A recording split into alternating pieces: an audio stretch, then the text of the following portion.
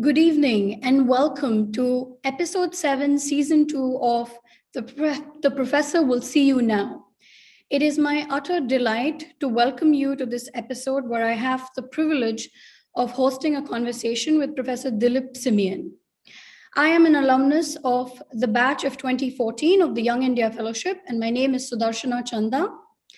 Professor Dilip Simeon is a former professor of history at Ramjas College, University of Delhi. He has been a visiting scholar at the University of Sussex, Princeton University, Leiden University, and the School of Oriental and African Studies, University of London, amongst other institutions. He is a civil society activist with particular interest in conflict and post-conflict settings in South Asia. He's also a member of the executive body of the Association of Indian Labor Historians. From 1984 till 1992, he participated in a campaign for communal harmony and justice for the victims of the 1984 anti-Sikh carnage through a citizens' organization named the Sampradayikta Virodhi Andolan. From 1998 till 2003, he worked on a conflict mitigation project with Oxfam. He's the author of Revolution Highway, published in 2010, and has received a PhD from the University of Delhi. So just to give you a sense of the logistics, we are going to begin with a conversation with Professor Simeon, and then I'm going to open up the forum and invite everyone interested in posing questions to him. Professor Simeon, it is my utter privilege to welcome you to this conversation. Thank you for being here with us. Okay, thank you very much, and good evening to all the people who are attending this meeting. Thank you for the invitation. So what is it that you want me to do?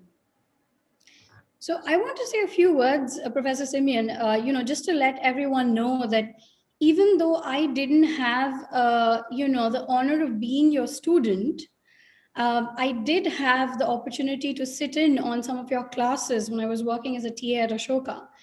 And from the very beginning, I'd known of your work, but just sitting in your classes really got me thinking about what it means to be a historian and also a public intellectual. So that's the first thing that I would like to start with by asking you, what has it meant to you to balance these two aspects of your life? The work that you've done in civil society along with your academic work as a researcher and a historian? Well, that's a very interesting question. Frankly, I never saw it in two compartments. I just didn't.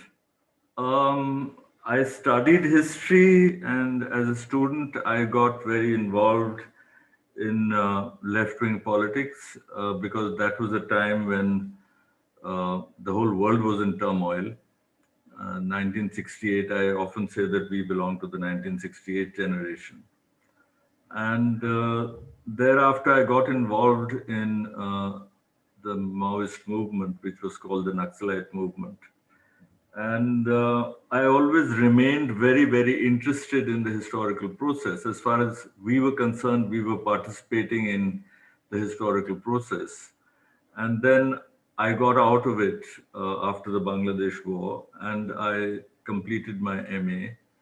And then I happened to get a job in Ramjas College, which was a place that in my time in the university was supposedly so dangerous that even Naxalites would not go there. But for my sins, I got a job teaching there. And I must say that my experience as a teacher in the college was far more tumultuous than the Naxalite movement.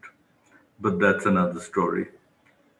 But I was a history teacher, and I enjoyed my subject. In fact, I could say that I only learned history when I began to teach it. I had studied it in my BA and MA, but I learned much more when I began to teach. And I had a wide spectrum of papers to teach. At some point, I began teaching Soviet history. And that is the only time I learned something substantial about the communist movement and the Soviet Union and Soviet history. Before that, it was all mainly propaganda. So, but I learned something. And so, I mean, right through, my interest in history was linked to the things that were going on around me. It was never in another, in a domain, as it were. And so I could always see things that were happening around me through the lens of my theoretical understanding, my political understanding, howsoever it may have been. For instance, when the Solidarity movement began in Poland in 1980, I was teaching the paper on Soviet history, apart from other papers, modern India and modern Europe, and so on. And I remember telling my students that this is the beginning of the end. The fact that the working class of a supposedly socialist country has combined in such a massive manner to form independent trade unions and resist the government and fight for democracy, that is something that both proves the Marxist thesis about the workers being at the forefront of democracy and disproves and undermines the communist thesis that they are the sole representatives of the working class. And I said, this process is not going to end until the whole structure collapses. And within 9 years of that, that's what happened. So I kept writing about all this as well. I wrote in the newspapers, op-ed pieces, and so on. I hope actually that a collection of my articles will come out soon. In which, so right through that period, I was writing about what was happening in India and so on. So that is as regards Soviet history and what was happening in the Soviet bloc, but also with regard to communalism, because those were the days when there was a growth of communal politics in the 1980s, and then there was this mass carnage in Delhi in 1984. So, and then when we participated in the anti-communal movement, one was also trying to understand communalism historically. So everything I did in the sphere of civil society as an activist was in fact informed by what I had learned in my historical study. And my historical study was prompted further by the things going on around me. So I wrote my first paper on communalism in 1985. And I published it here and there. And there was a furor amongst the certain sections of the left who said, this is Hegelian and so on. I don't know what the hell they meant, but anyway, because I focused on the ideological aspect of communism. I've always been interested in how ideology moves, how it affects society. So that was my first tentative attempt at understanding it. And I've stuck to that position more or less, although I've fleshed it out and I've developed a great deal since then, but I've stuck to that position since then. I said this is a form of Indian fascism, and we have to recognize it as such, and it should not be subdivided into communities. It's Indian communalism. So as I said, I have never really made much of, I've not put my civil society activism in a compartment separate from my theoretical understanding of history. Okay, thank you so much. If we were to go a little further back in your life, I'm just curious, what first ignited an interest in history? If you can go back to your early childhood or think of any experiences that made you sit up and think about history and why it matters. I was not well when I was in school. I enjoyed history, and I was very bad at mathematics and the sciences. So it was more or less, the die was cast. This fellow will never be good at maths, so he better do history and literature. So in fact, I was in my school leaving certificate examination. I got the best marks possible in English literature and language rather than in history. But then when I entered college, and I was in school in a place called Sainik School, Kunchpura, Karnal, which is just a couple of hours drive up the road from Ashoka campus.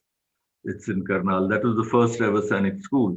My father was a historian, He'd been an army officer. He was still an army officer then. So he was a historian. He had studied in Allahabad University.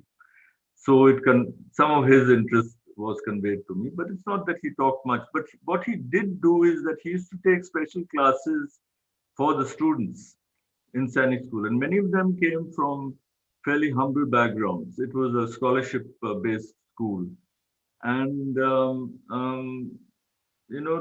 learnt English and they learnt school leaving certificates stage of the educational curriculum, etc. And many of them went into the National Defense Academy. So I have many old friends of mine who joined the army. Most of them have retired now. Many old friends joined the army. Some even got killed in the wars and so on. So he used to take a special class in general knowledge, and general knowledge included many things, but he was especially keen on history. So he used to talk about the Cold War, he used to talk about the Second World War, he used to talk about, I mean, I remember when the Cuban Missile Crisis happened, then he took a special class telling the students, what had happened. So that, I mean, it was like telling stories. He loved children and he loved to tell stories to children. And all the boys were fascinated by all these things and they never heard of it, you see. So that was how. So basically, that was an interest in history. And when I went to college, it seemed to be the only thing I could do. So I joined the history course. I can't say that there was very scintillating uh, teaching done in the college. Now 50 years have passed, so I can speak freely without um, uh, hurting anyone's sentiments. But the fact is that apart from one or two good teachers, it was quite boring. It was quite boring. So I learned history despite the curriculum rather than because of it. And then after having done history, I did my history BA, I joined history MA, and in my MA final I dropped out and joined the Maoist movement. When I came back, I rejoined, and only because I had been so bored with the modern India syllabus, both at BA level and otherwise, because I had been so bored with it. So I said it can't possibly be so boring. So I completed my MA final in modern Indian history and I did well. And then I got the job in Ramjas College teaching history. As I said, I really began to learn more history when I started teaching it. It sounds like we have to be thankful for two things. One, that you weren't particularly gifted at science and math, and second, that you stuck with history despite the boring curriculum you were subjected to at the university, right? Yeah, well, I have hilarious stories about what we all used to imitate our teachers. We had a Woodhouse Society in college. We even had a professor imitation contest in which we took off all the teachers. Some of them came and attended it. I know that they were very upset, but they had to laugh, weak laughter. But it, it was quite boring. I mean, look, we had some teachers. I'll give you an example. One of our teachers was someone who had also taught Ziaul Haq before the partition of India. Ziaul Haq, incidentally, was a Punjabi and he was a Stephanian. He was a member of St. Stephen's College history. And after partition, he went across to Pakistan. But he had been taught by the same teacher who taught me. And you can imagine how old the notes were. So, I mean, I remember that he would start the class. He would be reading from his notes and all. He'd start the class and play with his chalk and walk down to the end of the classroom. He would start with Frederick the Great of Prussia. And by the time he reached the end of the classroom, he started on Joseph II of Austria without having remembered, how he switched from one to the other. So this was the general situation. And some of the other teachers were it was great fun. I mean, they were very funny. Some of them were very funny, but one didn't learn much history. So that was it. In the MA, it was better. One learned a little bit more when I joined MA. But MA is not taught in the college; it's taught in the faculty, arts faculty. And that was Randhir Singh was there. He was, of course, a pol science teacher, but he taught us a political science. political thought paper. So his class was very popular.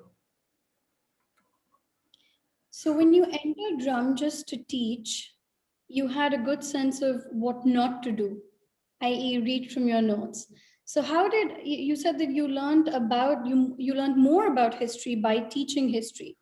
Can you tell us a little bit about your, how what your first class was like, if you remember that?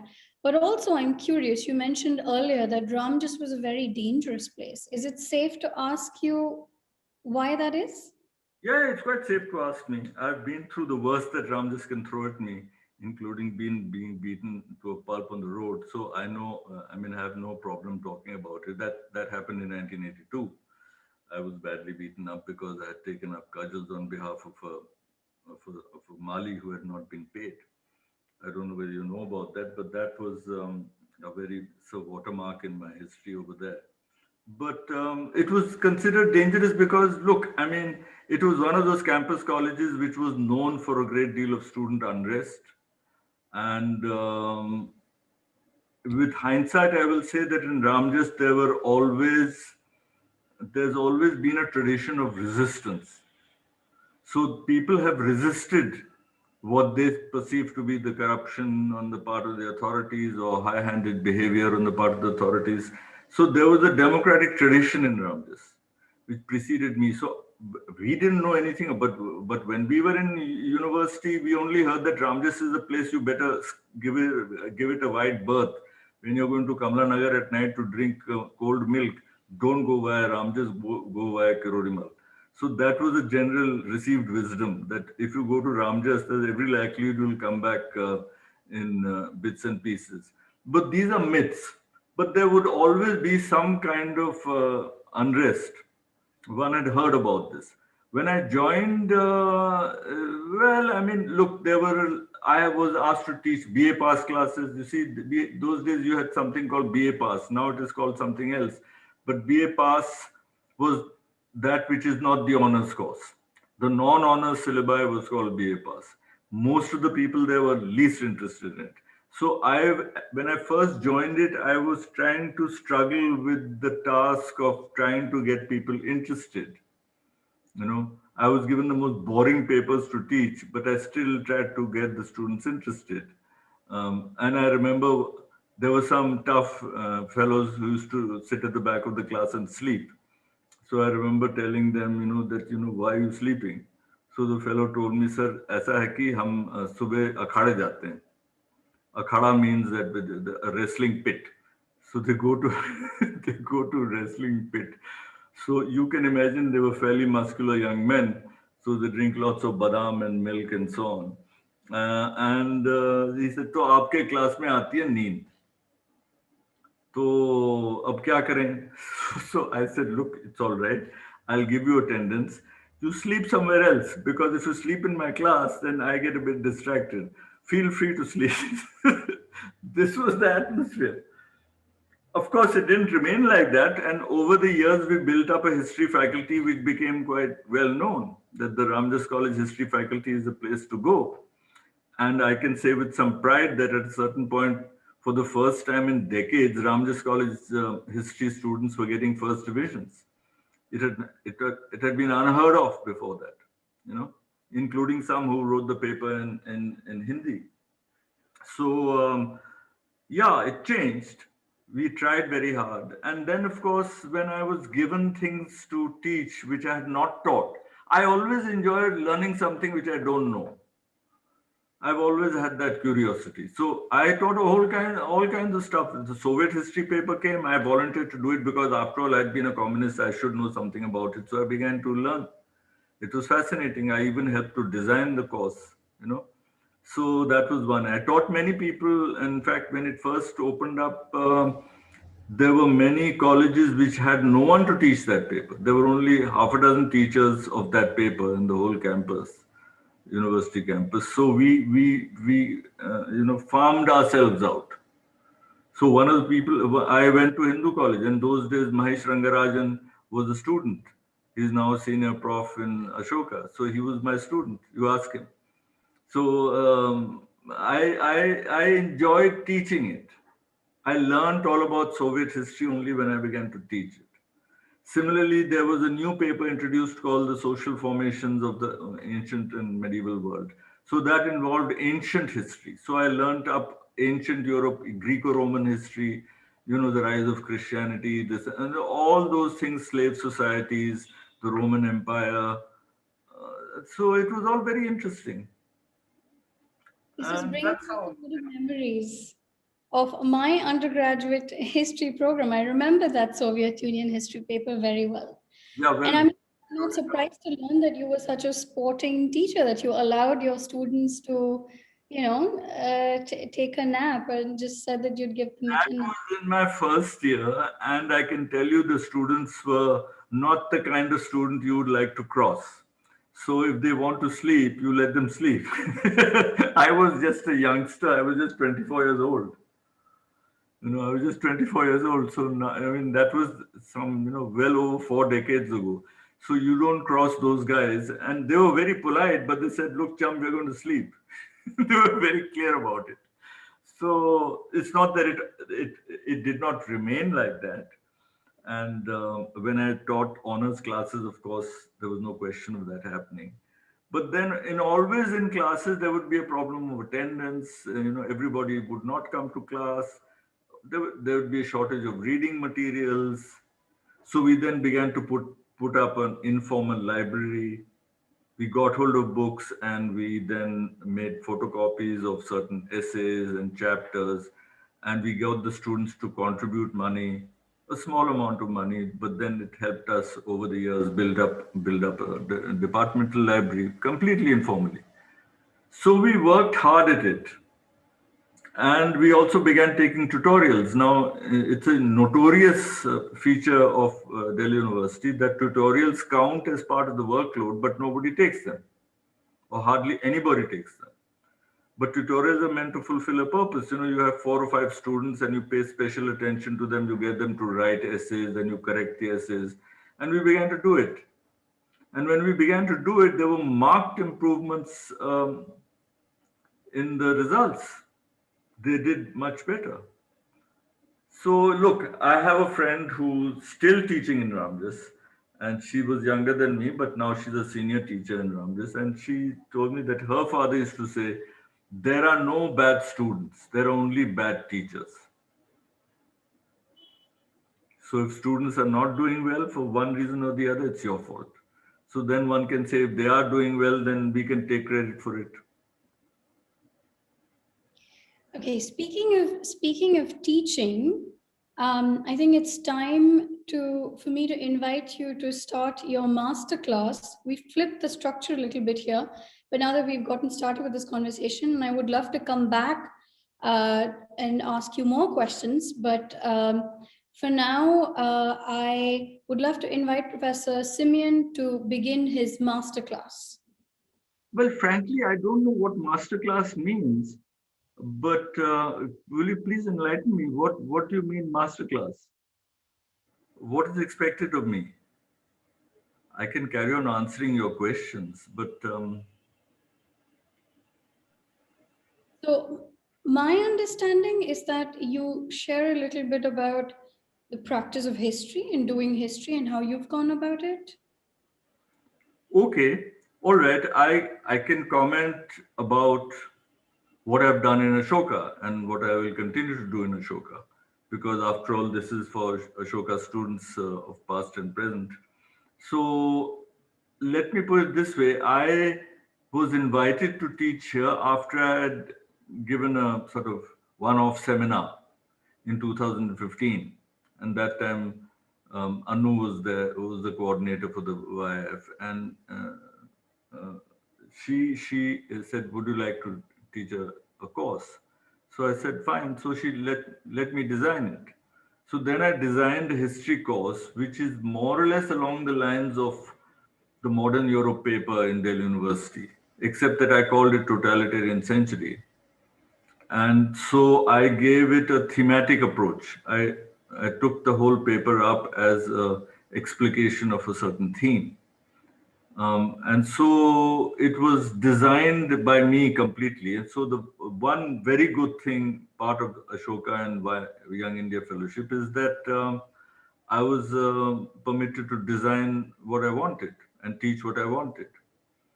So that's a very good thing. I think that if you have a teacher who's interested in his or her job, then they should be allowed to design something. So that's how it began. And when I began teaching it, I began filling up all those gaps in my own knowledge, which frankly I'm still doing.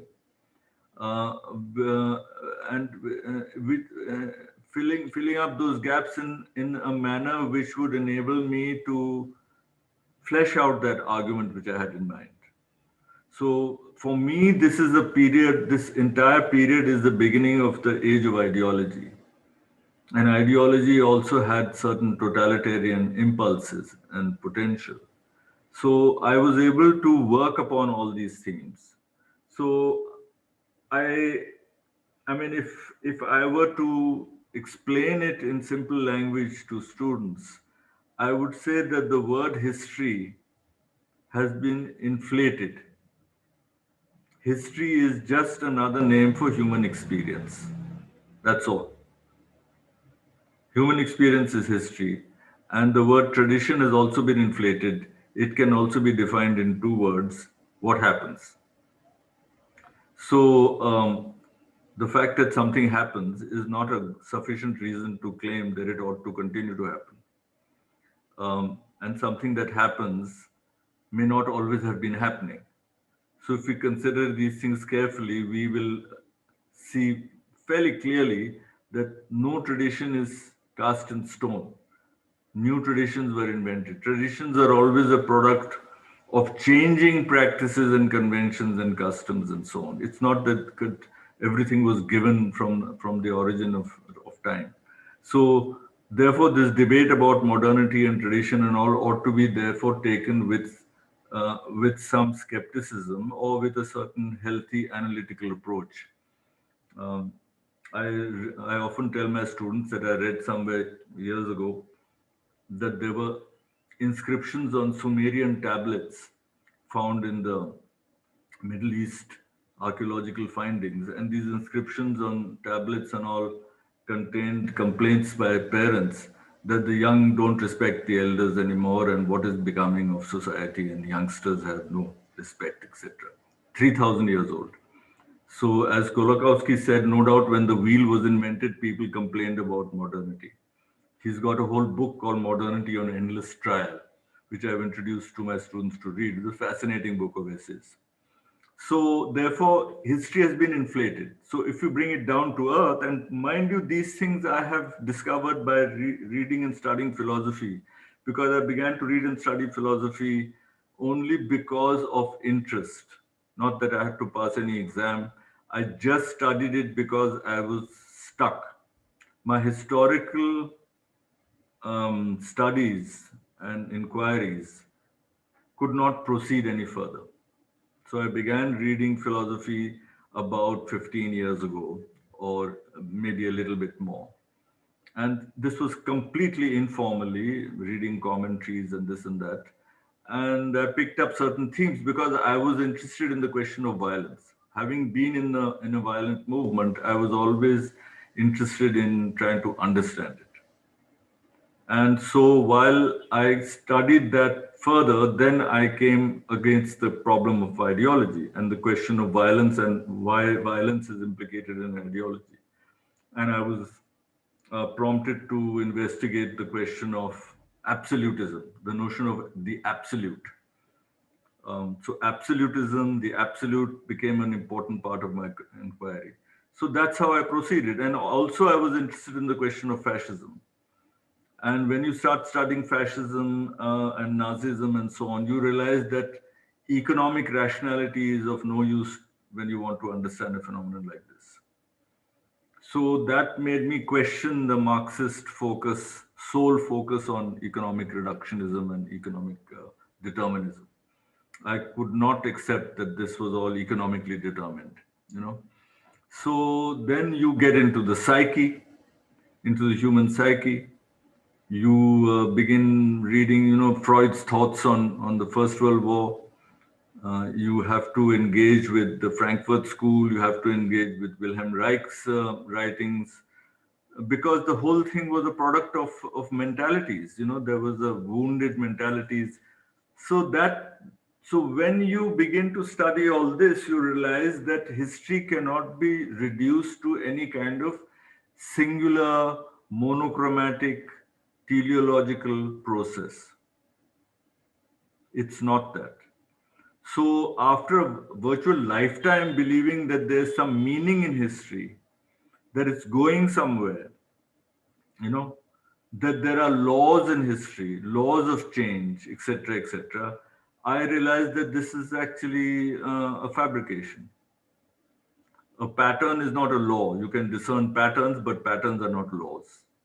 History is not a laboratory like a physics or a chemistry laboratory.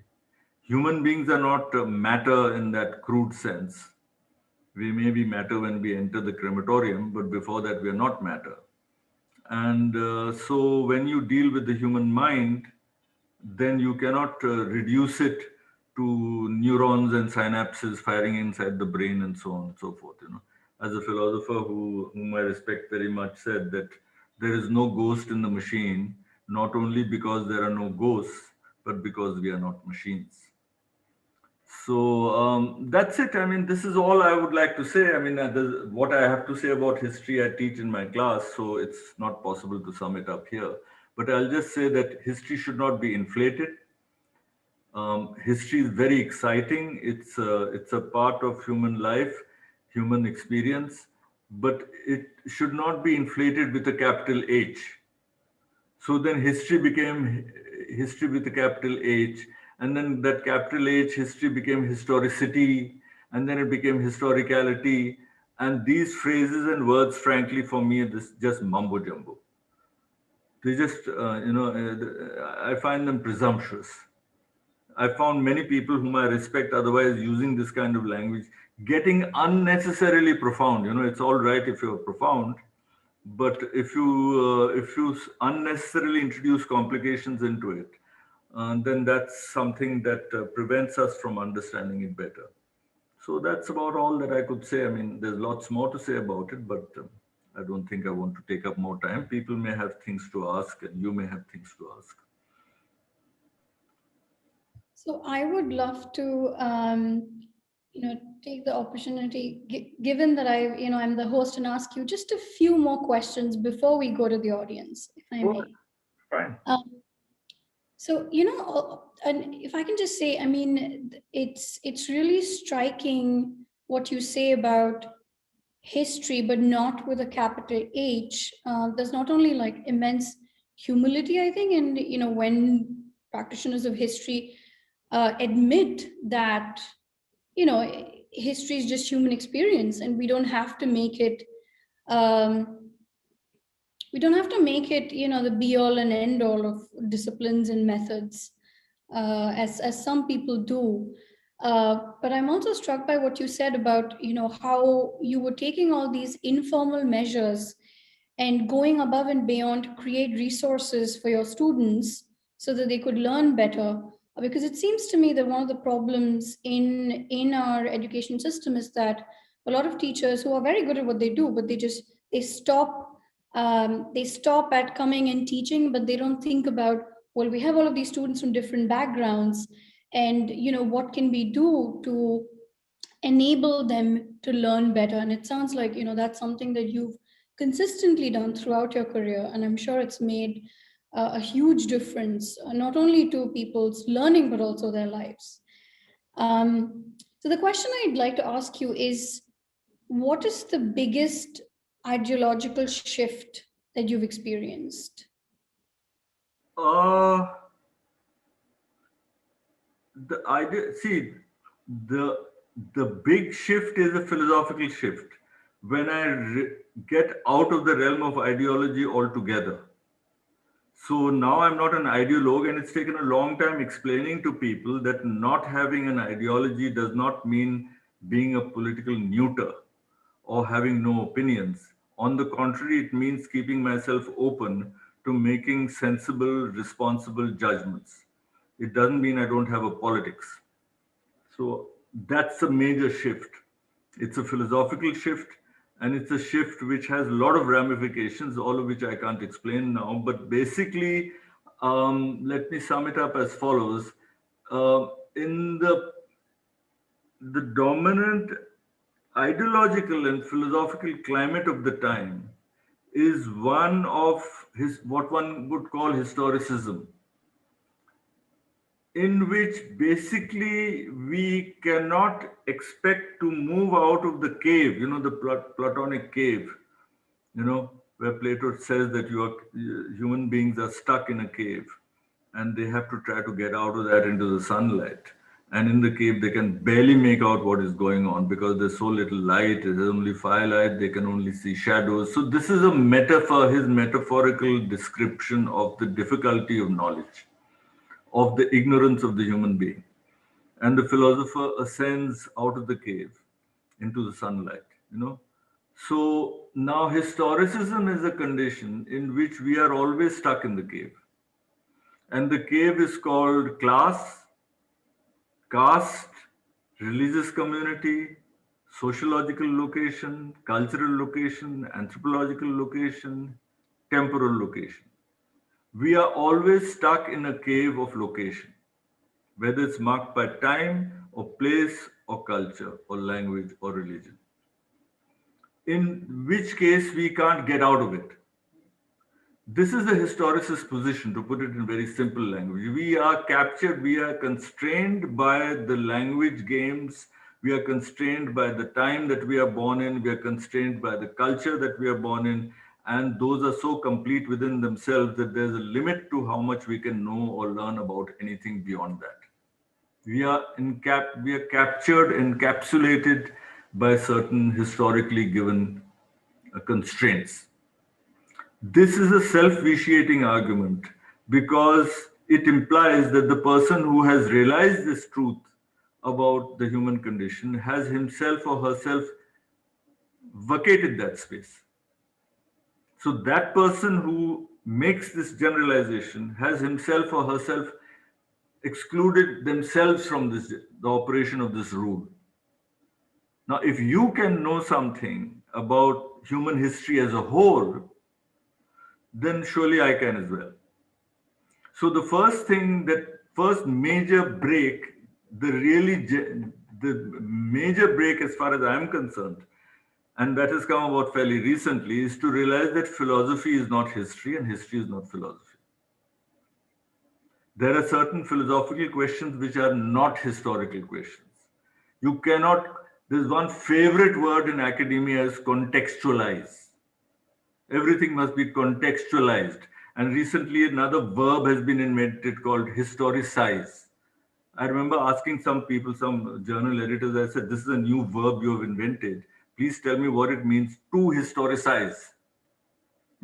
What does it mean? So, to historicize so I would say that philosophical questions are those which remain after you rub out the context. So therefore there are so for instance, nihilism is not a historical problem. It's not a problem that arises in time. It is a problem which is perennial. So there are certain perennial issues. So this is the big change. It's a change which is shifted out of the domain of historicism, although I remain a historian and I enjoy history and I learn a lot of history. But I'm not a historicist. I don't contextualize everything. I realize that it's possible to make judgments about good and evil or better and worse in any time. I mean, I'm just now teaching the ideology seminar. One of the examples I give students is, Bishop Las Casas. He was in 16th century with the Spanish. He was a Catholic missionary who went across to New Mexico and all that area. I mean, which was being colonized by the Spanish Empire, and he condemned what was happening to the tribal people, to the Native Americans. He condemned it. He said, they are not barbarians, we are barbarians. So he made a moral judgment on the practices of his community At a time when everybody else was going along with what was happening, he said he completely disagreed. So what does that show us? It shows us that people are capable of making judgments, whether they're ethical judgments or political judgments or legal judgments. They're capable of making judgments regardless of place and time and community. He was not bound by his community. You see, so this is a big change.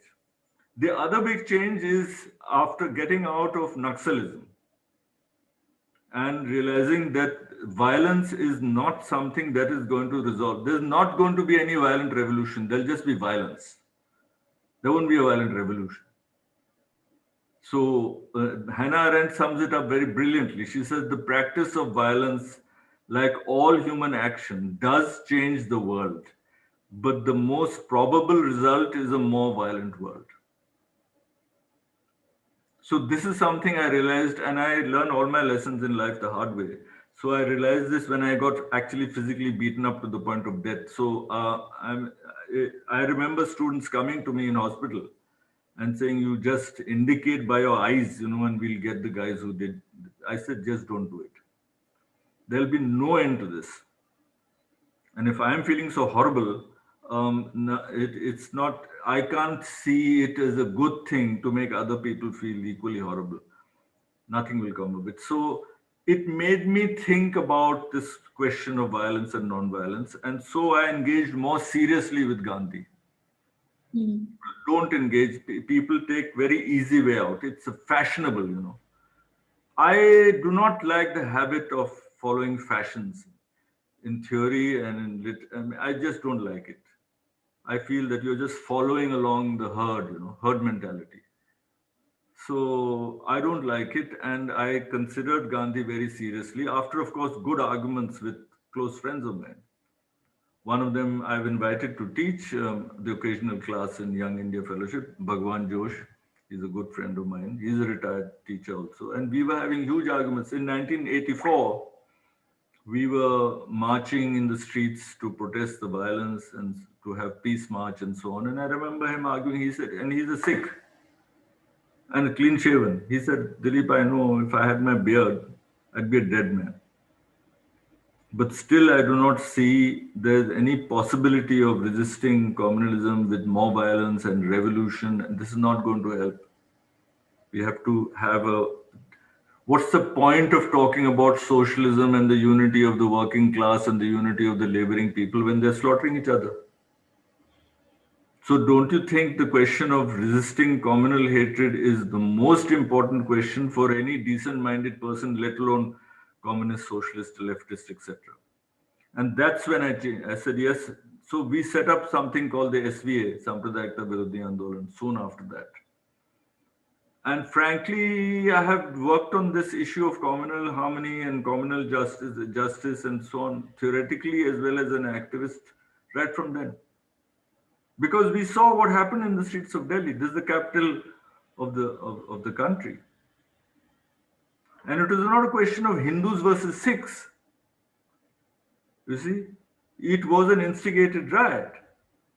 But then there were clear lines of demarcation communally. You see how ideology works in our mind. I'll give you the simplest example. I mean, 84 took place under the aegis of the Congress party.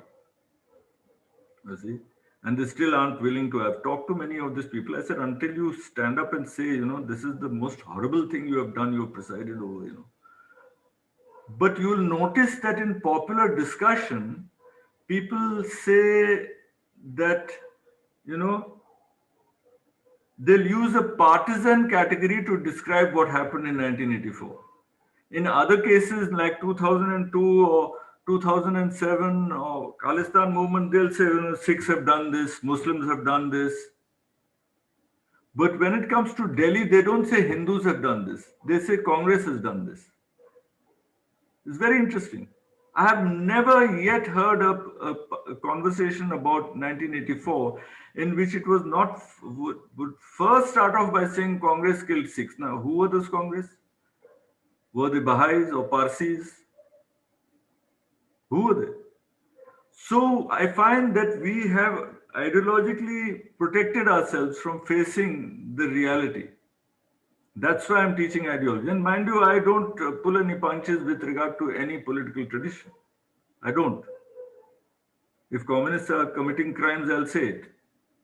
You see, I mean, the Naxalites were committing. I used to be invited several times on national TV because the TV fellows would think that, you see, I'm a retired Maoist, and I have publicly I have condemned it. So they would invite me. After a while, they stopped inviting me because I said I don't want to come there because you don't really want to listen.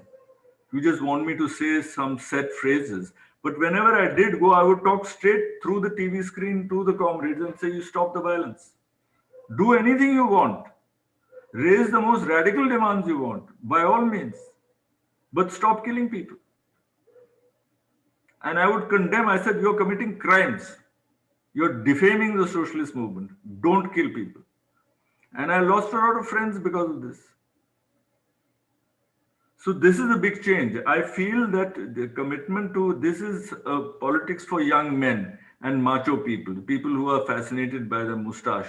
You see, it's got nothing to do with social change. Then no social change will come about, and I've written about it several times.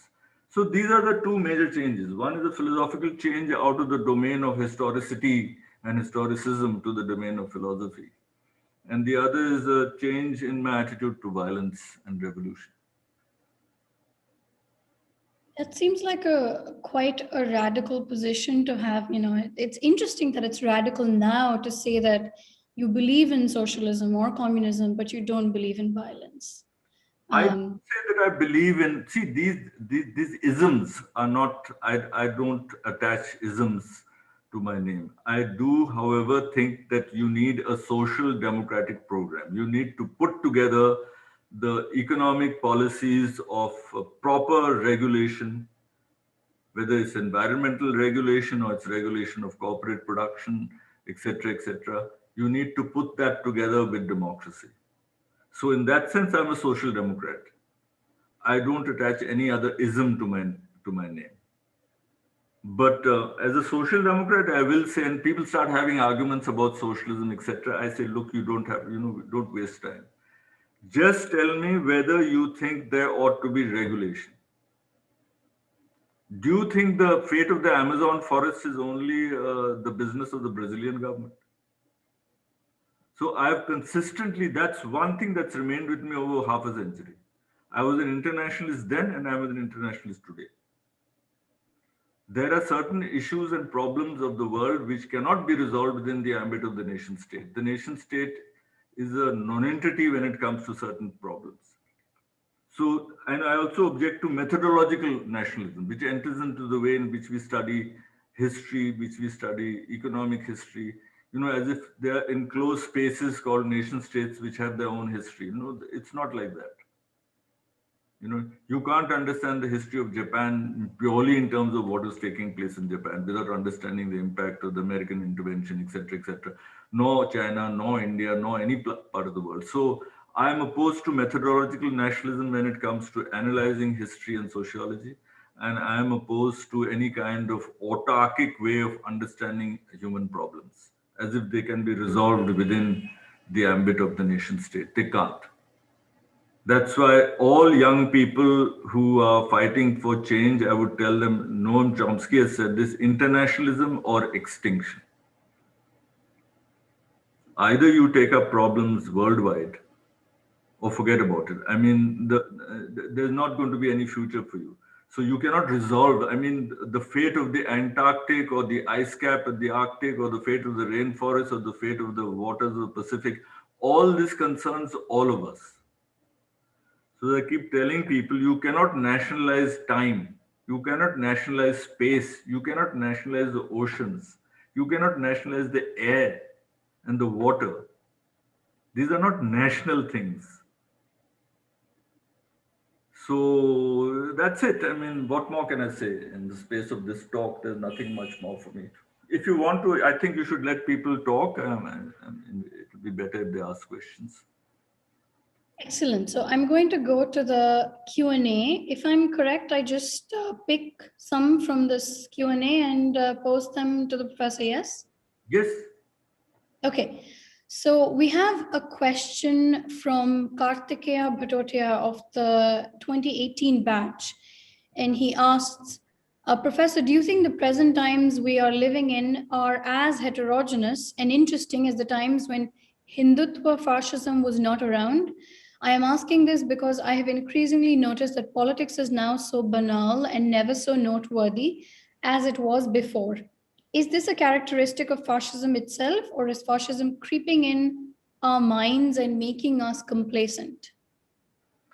Well, this is a it's a very good question, but does not admit of an easy answer. Maybe we'll have to have lengthier time to discuss it, you know, so I can answer you properly, at least whatever I understand of it. To begin with, I don't think fascism is Hindutva. Hindutva is an is one manifestation of what I call Indian communalism. So my first response to you is that don't see communalism as just Hindu communalism plus Sikh communalism plus It's not like that. Each one of these entities are actually closely tied up with each other. They would not exist. So this is the first thing to keep in mind. As to whether things are worse now, well, in certain ways they are worse because there's a calculated onslaught on the human mind. But the onslaught on the human mind is a function of this kind of ideological politics which has been going on for a whole century. It's just that, after all, look, my father's generation lived through the partition of India, the 1930s, the rise of communalism, all the terrible riots, the Second World War. I mean, I heard all these stories. I didn't have to be taught history by my father. My father, simply by remembering what he had seen, it was fascinating enough and very painful. He lived through the Great Calcutta killing. He was one of three Indian Army officers in Fort William in Calcutta in 1946, August 1946. All my childhood, I heard about it. I had no idea of communalism, Marxism, communism, nothing. From childhood, I was hearing what he had seen. And it was very painful. So the fact is, they also lived through bad times. But let me say one thing, that my generation of people, we did have a very good deal because our childhood was in the early days of Indian independence. So we had an idyllic time. That was the early days. The pain of partition was behind. We were all just children. We grew up in the early days of the Nehru era, and it was very peaceful. And it was just a very nice atmosphere. Of course, it began to break down after a while, and then there was the Sino-Indian conflict, and then there was the Indo-Pak conflict, and things began to degenerate in the 60s. But so that part of it was, something which was positive. But yes, there has been a general decline of our intellectual capacities. One reason is that we don't really respect education. We don't have a bibliographical culture. We don't maintain archives. We don't respect archives. We don't respect the right of historians to research archives. I know there are libraries in Lucknow and other places where there are CID reports going back to the 40s, but we have no archival rules. You have to have a rule under which after 30 years or 40 years you can open the archive and see, but we don't have any such rule. We disrespect papers. I've been done work in archives and I find that we don't respect it. So I don't find that we have sufficient respect for knowledge, for historical knowledge, or for maintaining bibliographical resources. We don't have respect. We also don't encourage people to read books. What to speak of students, many teachers also don't read books. I'm not talking about Ashoka. I'm just saying that I know various situations where teachers are not really bothered. So if this is our approach to education, I'm not making a blanket condemnation of everybody in education. I'm saying many of them are trying their best. I know some very close friends of mine who are trying their best. All right. But the overall situation is weighted against them. If I am asked to teach a class of 100 people and the library has no books to offer them, there are no resources. So until you maintain libraries properly, you respect the books, you get grants to able to augment your book collections, you encourage students to read, You have discussions in which you don't just put down questioning because it's inconvenient for you, but you encourage people to question. But in India, our attitude to education is look up, sit up, and shut up. This is not right. In a classroom, there has to be a give and take. So I feel that there is a decline of the intellectual atmosphere. Yes. And it has something to do in the immediate context with the politics that we are now having to deal with. But let me tell you, this has been developing for a long time. It's got much worse. Yes, it's got much worse because there's an open attack on the capacity of people to question, to debate. That is very unfortunate. And let me tell you, you can't resist it except by actually practicing democracy. Democracy is one of those things for which the very simple rule applies: use it or lose it. As long as you have freedom of speech and your mind is still working, please use it. Okay, thank you so much. Second question is from an anonymous attendee who would like to ask you, how has teaching at Ramjas and YIF Ashoka been for you? It seems like YIF adopts a more learner-centered approach. How have your experiences at these two places been different? Yeah, well, YIF is quite a unique course. A, because it is open to people who have no background in the liberal arts. In fact, that is the raison d'etre, to expose people who are interested but who don't have a training in the liberal arts to get them there. And because they come from that background, they're curious and they're sensitive and they want to learn. So the system in BioF is already weighted in a positive direction by the method of selection and by the method of teaching. In the university, there's a pre-formatted structure. Changing those structures took a long time. Even introducing new courses would take a long time. But the positive part of it was that the university is a completely public place. It's not a privileged place. And it's not closed off. There are no high walls separating it from the rest of society. People come and go. The good and the bad and the ugly, they all come and go. So, and lots of people with very humble backgrounds can come, and if they're interested, they can learn something. So that's the positive side of it. It's just that we had to make more of an effort there because there was such a lack of resources. But on the other hand, the positive part of it was that you had a prolonged intellectual interaction with the students. In the Young India Fellowship, I only have an interaction lasting 5 weeks. After that, of course, people keep in touch and all that, but it's not the same thing. There are only a handful of people who keep in touch. But it's not like a prolonged intellectual interaction for 2 years, which is what I would have. I would not be teaching first year students, but second year and third year I would be teaching. So I got to know them, they got to know me, and we developed some intellectual conversation. So there's some kind of growth taking place.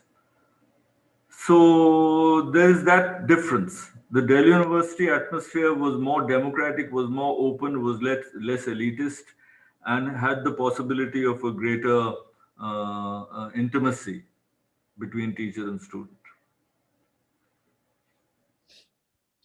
Okay, so I'm going to club two questions here.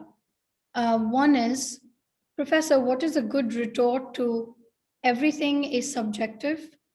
And the second question is, how does one continue to be hopeful despite the disappointment or anger within politics or government with everything that is happening around us? Okay, let me take the second thing first. The point is that things have been disappointing and disgusting for a long time. If you just think of, I think of my father's generation, and I think, could there be anything worse than having lived through the Second World War and having lived through the partition of India? Could there have been anything worse? No. Things are bad. I mean, the whole century has seen a lot of disaster. That's why, however, like to teach students because I want them not to have a sense of pessimism, but to just recall that many generations have faced difficult times. And if you look at it in a global perspective, and if you see what was happening in China in the middle of the 19th century, or what was happening in Latin America in the middle of the 19th century, it's a pretty, painful time. But still, there is love and laughter and life and learning. There's all kinds of things going on. So life is not just a monochromatic description of endless disaster. I don't agree with that. As long as you have life, you have to have optimism. And of course, you have to try to make things better. If you don't try to make things better, the simple way of explaining this to you is that if I wish to improve my physical health, I can go to a gym. But if the air is polluted, if the water is poisoned, everything I breathe and eat is poisoned, then going to a gym is not going to make any difference. If the seas are getting poisoned, if the subsoil water is getting poisoned, if the glaciers are melting, your gym is not going to make a difference. So there are certain things. That's why I'm a socialist, because of the social nature of human needs and requirements. We can't exist without other people. This solipsistic view of individualism in which every man for himself, this is complete nonsense. We have to understand, surely the pandemic has taught us this. It's only when you club together your resources, regardless of your nationality and regardless of profit making incentives, that you can actually confront a problem like this. And if you don't want to, if you still believe that only profit makes all the difference to my impulses, then nothing will happen. So we have to recognize that human impulses are not always selfish. Human beings are capable of being selfless. Every day we hear of it. Look at all the healthcare workers who have risked their lives to help people. So that's, you have to remember the social nature of human existence, and fashion your activities along those lines. When it comes to the question of subjective, everything is subjective. Well, this seems to be saying that there is nothing we can say about reality which is not purely personal. This is another version of the Platonic cave, except that the cave is the individual soul. And therefore, every individual has got his or her own subjective perception of reality. And there's nothing you can do about it. Now, if this is true, then there's no point of speaking. It puts an end to language itself. I mean, that's the extreme logical conclusion of such a position. Everything is subjective, means that we are incapable of carrying out an objective description, or we are incapable of distinguishing history from the accounts of the history, an event from the account of the event. Everybody will have a different account of the event. And if we are going to rest secure with this position that everything is subjective, then I don't even need to convince anybody. Why go to a court? Of course, nowadays it's useless going to a court anyway. But the point is that you only appeal to the court of public judgment, or to your friends, or to civil society, because you believe that everything is not purely subjective, that there may be many perspectives on something, but it's possible by dialogue to arrive at some kind of common understanding of that something. So no, I don't agree everything is, because as I said, given this example, you can talk about Macbeth. Now there may be many different interpretations of Macbeth. This what you're saying is a rehash of the old issue of interpretation. When theory is reduced to interpretation, when the object is dissolved into the subject, and gradually then everything becomes a perspective. Right? So if you say that Macbeth is a play about metaphysical evil, or about Scottish feudalism, or about ambition, or about a man-woman relationship in which they're driven by ambition, or about human frailty, all these are arguable positions.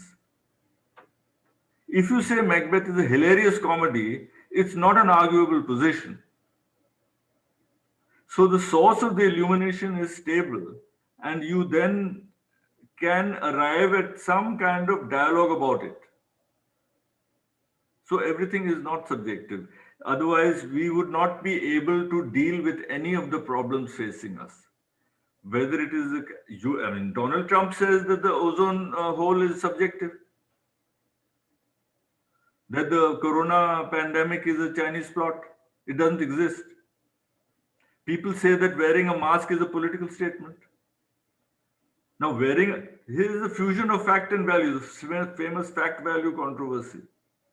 The mask is something that protects you from the contagion. You can say, no, this is your subjective opinion. Is it a subjective opinion? That's what a lot of people say.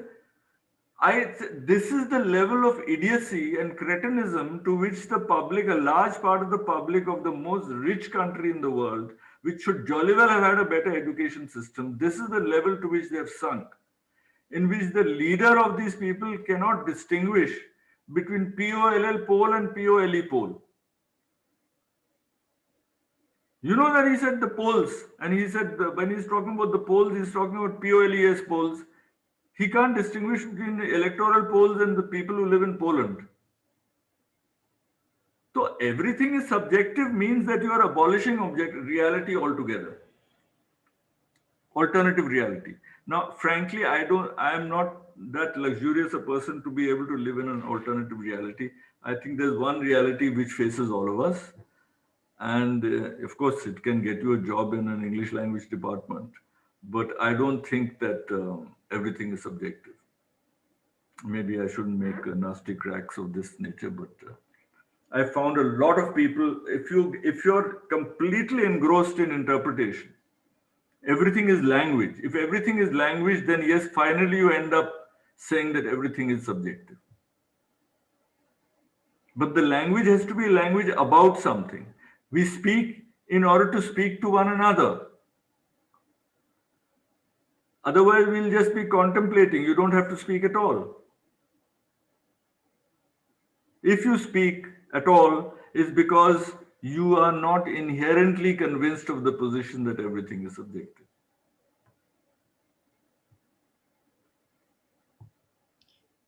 Okay, so as we draw closer to the end of the session, I'm going to ask another set of two questions. And the first one comes from Dhruv Ramakrishnan. And he says that earlier you mentioned you had some eye-opening insights into Soviet communism once you began teaching it. As someone who is left-leaning but has not been exposed to much academia in the field of history, he would love to have a brief glimpse into what those insights were, what were your new teaching sourced from, and how were they more insightful as opposed to, past teachings which you prefer to as propaganda. And the second question comes from Aditya Arun, who would like to ask you if you think teaching our children history could be an antidote to the politics of hate and a good way of raising a responsible generation. How do you see the future of history teaching? Especially how to make it interesting to young people? Okay, they're good questions. The first question, I'll say that very simply, I have written an extended research paper on the Bolshevik Revolution. It's called the Bolshevik Heritage. You can find it on my blog, but you can find it on the net also. If you just type out my name, Dilip Simeon's blog, and type out Bolshevik Heritage, you should be able to get it. And if not, you ask anyone who is currently in Ashoka, they can supply you a copy. Or if you write to me, or I could send it to Sudarshana, and you can pass it on to them. So beyond that, I can't say much because it's a huge subject. It's a gigantic subject. And I've studied it and taught it for many years. And let me tell you one thing, there's been a huge explosion of historical archival material on the Soviet history ever since the collapse of the Soviet Union. So Soviet historiography is flourishing. It's flourishing. And you find that there is there must be dozens of new monographs have come out. And if you want to study it carefully, I'm very happy to help you. Let me just put it this way. The Russian Revolution began on March 8th, International Women's Day. It did not begin on October 25th. It began on March the 8th. And over the years, I've learned after studying what took place in those 6 months, that the Bolsheviks confiscated the Russian Revolution. They did not make it. This phrase is used by a Marxist, Claude Lefort, who has used this in a very interesting book of essays on the Soviet Union, Soviet history. So Soviet history reads like a Greek tragedy. I've taught it for many years. It's a very moving subject for me. But I feel that until we confront the reality of what happened, one of the biggest misfortunes of the international left movement was the dominance of Leninist autocratic organizational functioning, and which has its own philosophical aspect. It has the concept of the party is always right. This is one of the most baleful influences of the Bolshevik Revolution. The party is always right. The party is a vehicle leading the mankind and the working class to liberation, and the party is always right. Now, this is something I cannot agree with at all. So this is a very complex and good question, but that's all I'll say to it. Now, my essay is called The Bolshevik Heritage. And the other question as regards teaching history, well, frankly, teaching your children anything, teaching it properly with a humane attitude, you can teach them geography for all I care. It's not just history. You can teach geography, you can teach literature. And even if you teach, the physical realities of Himalayan ecology, or the way in which things grow, or the number of plant species that were destroyed and which could be saved, any domain of human knowledge which does not exclude other domains of knowledge simply because some disciplinary function, which is open. Any domain of human knowledge can serve to make you more humane. It's only when you constrict that and say, no, I want to develop, India's resources. I don't want to, let other people. So this is not going to work. You can carry on doing Deshbhakti as long as you like. I find it very ironic when people say, save the planet. The planet is going nowhere. The planet does not require to be saved by you. Forget it. It's been there for billions of years and will be there for billions. The question is whether you'll be there. Planet is fine. We have to save the sustainable environment for ourselves. That's the point. We have to save the atmosphere from becoming poisoned. We have to stop the fires breaking out. We have to stop the global warming. We have to stop the melting of the glacier. That's what we have to do. So you can take up any subject you like. You will find it all links up. There's environmental history also. In Ashoka, Mahesh and Amitav Bhaviskar, Professor Bhaviskar, Professor Rangarajan, all these people are teaching in the environmental studies. You'll find everything links to everything else. I happen to be a historian, but I've branched off and started studying some bits of philosophical theory. So it's not that teaching history will make things better, because you could teach history also in a very mulish way. You could teach history also in a very cloistered way. I find the best of intellectuals also are incapable of looking beyond their nose. And that's because of the ideological predilections. You can tell them till the cows come home that, communalism is not just one thing. But no. We are so communalized that we can't study communalism also without communalism, without a communal approach. A study of communalism is also equally communal. So you can't understand it. Now, if you're going to resist understanding what is happening to the environment by saying it happens only in capitalist countries, it did not happen in the Soviet Union and China, then you're telling lies. How can you build a better society if you base your approach on falsehood? This is a very simple issue. It doesn't please me that communists have committed crimes, but they have. I'm not making a propaganda point. I've studied it. And I lived through a period when terrible crimes were going on in Bangladesh, and the Chinese Communist Party was supporting the Pakistan army. That's when I got out of it. I said, look, I'm not going to close my eyes to what is happening in front of my nose. So I would say that you can study anything you like. If you are inclined to study history, that's fine, but you may be inclined to study literature or philosophy or anything else. Feel free. We have about 10 minutes more. I think we can take one more question and then end our wonderful session. So we have a question from Hashir Khan who asks, how do you look at the delegitimization of the international systems, international laws, principles, norms, etc., over the years by dictatorial states, and how is it going to affect the future in this context? Denationalization of what? Of international systems such as laws, principles, and norms by dictatorial states. Delegitimation. Delegitimate. Yes, delegitimation.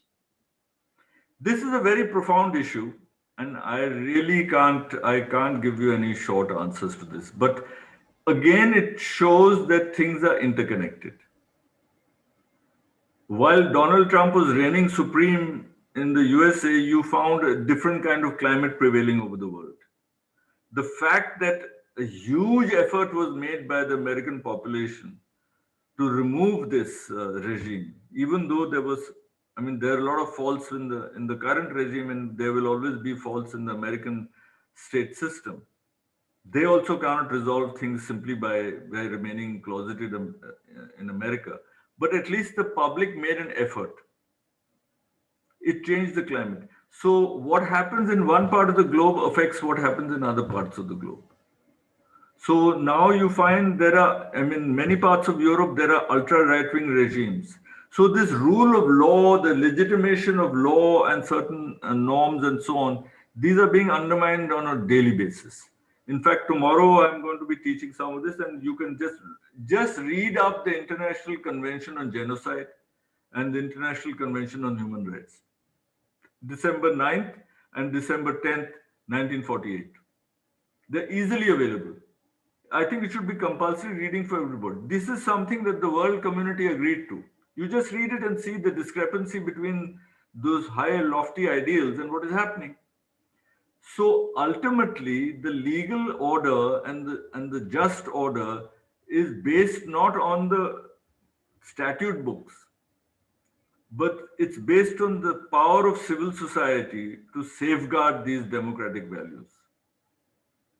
If you don't have that, and if you allow yourself to slip into the binary frame of mind of ideological warfare, where there's no conversation, only shouting, then you are not going to be able to save these institutions. Now, in India, the decline of the legal system is happening in front of our noses. There are not many people commenting about it, even though it's very apparent. The death of Judge Lawyer, the death of two of his friends, the suicide of Kaliko Pool, who was Arunachal Pradesh ex-CM. What is going on? The behavior of certain chief justices in the court as chief justices, the accusations made against them, the way in which they dismiss the accusation. How can a man sit in judgment on a case in which he is accused? So what is happening to the justice system is plain as daylight. Now, if we want to keep quiet, I respect this lady, Mahua Mitra, who's standing up in parliament and saying what is on her mind. She's saying, this is what you're doing. Thank God the people who have the guts. But if you just allow this to pass without commenting and by thinking that, you're safe in your own little domain, you're going to end up in a very bad place. Now, I have lived most of my life. I've fought all this out as much as I could. Even now, there are people who are much older than me sitting in jail. Stan Swami is sitting. What did he do? He's just fighting for the right of Adivasi. He's sitting in jail in his mid-80s. How many people are agitating about it? Sudha Bhardwaj is a friend of mine. She's sitting in jail for 3 years. She's got a young girl to look after. She can't look after.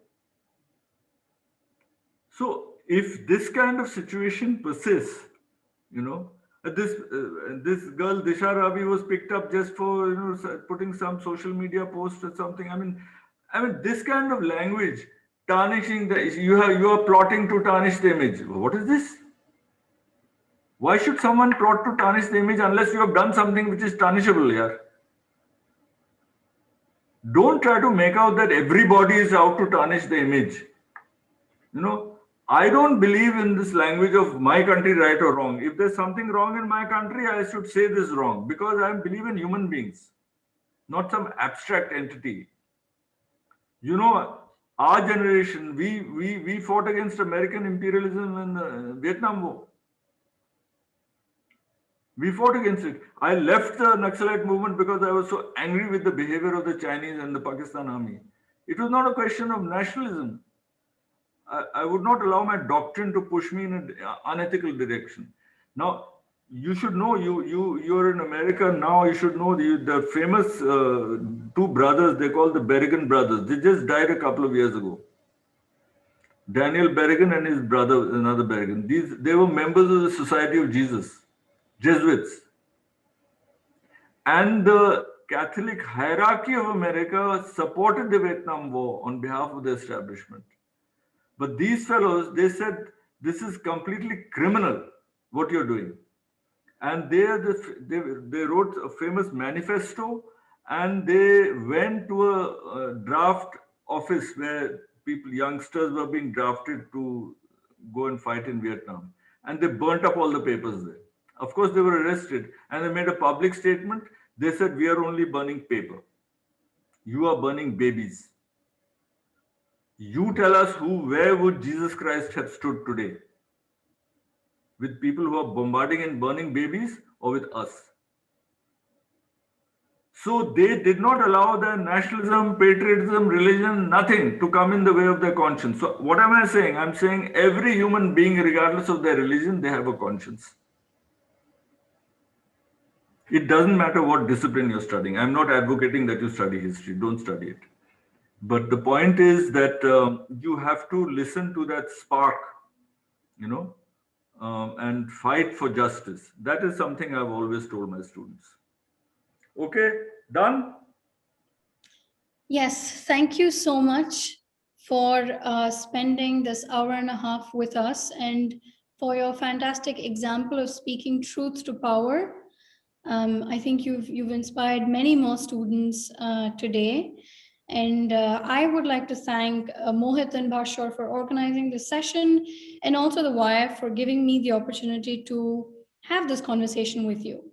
So to end, I'd like to invite you to share a message you have for your students, for your past students and also your prospective students, something you'd like them to take away from this conversation or in general, anything you'd like to say. I would just say life is very precious. Life is always so full of joy and sorrow, but it's always very precious. It's very fragile. Look after your health, look after your emotional health, and never be afraid to love and declare your love. That's the message I have for you. Keep smiling. Okay?